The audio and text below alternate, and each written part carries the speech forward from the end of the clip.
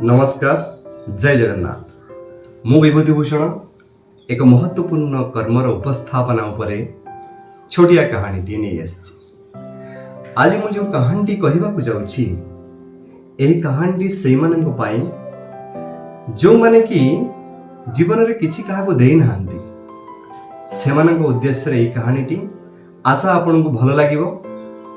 कहानी किसी एपरी थिला। जड़े धनी व्यक्ति ट्रेन रे जाउथिले। सही ट्रेन रे भिक मागुथिबा जड़े व्यक्ति धनी व्यक्ति वेशभूषा को देखी कहला, बाबू किछि मिलिबो?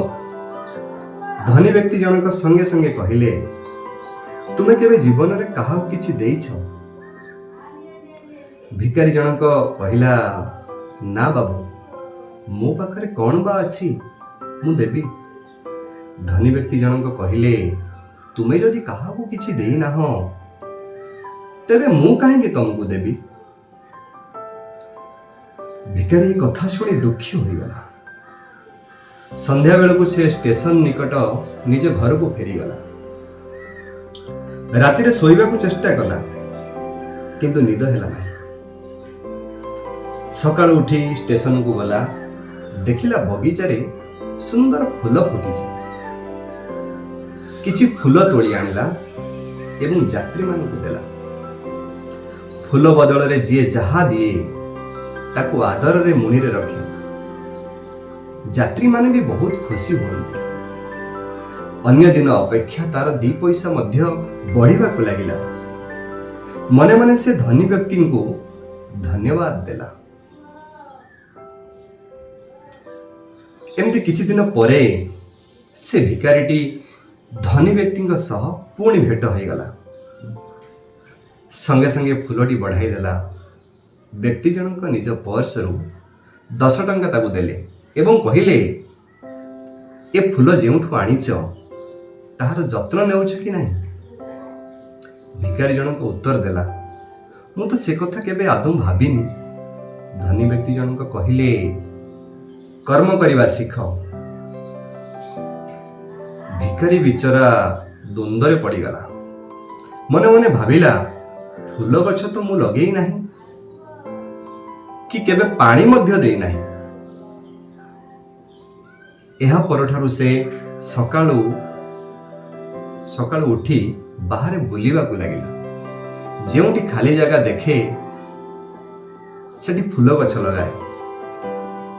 एमती हो हो सारा स्टेशन आखपाख सुंदर देखागला। परे फूल सह फूल तोड़ा मध्य बिक्री करिबारे लागिगला। इति मध्यरे आ गोटे दिन से धनी व्यक्ति जनक ट्रेन में जाउथिले एवं तांको सामने रे सूट बूट पिंधि एक व्यक्ति जने बसिथिले। सूट पिंधा व्यक्ति जनक से धनी व्यक्ति को पचारिले, मते चिन्हि पारिले आज्ञा? धनी व्यक्ति कहले, ना किंतु मु आपनक सह 3 थर साक्षात कलेनी। धनी व्यक्ति जनक कहले, कार्य व्यस्तता जोगु मने नाही, कोंतु केमिति जानिले मते? से व्यक्ति जनक उत्तर देले, मु होछि सेई भिकारी आज्ञा, जहा को आपण दिने कहिथिले जीवन रे केबे काहा किछि देइछ। अच्छा तेबे परिवर्तन किपरि? से उत्तर देला, आपण ही तार मूल कारण। मोर आपणक सह 2 थर भेट होइछि ओ 2 थर जाक आपण बहु मूल्यवान कथा कहिसंती।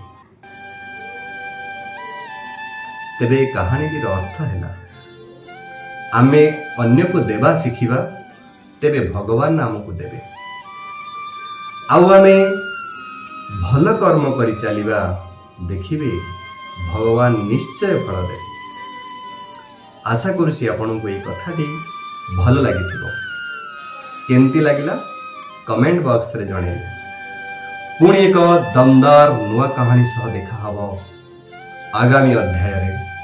से पर्यंत अपेक्षा रे थांतु, सुस्थ रहंतु, समाज रो मंगल करंतु। बहुत बहुत धन्यवाद। नमस्कार। वंदे उत्कल जननी।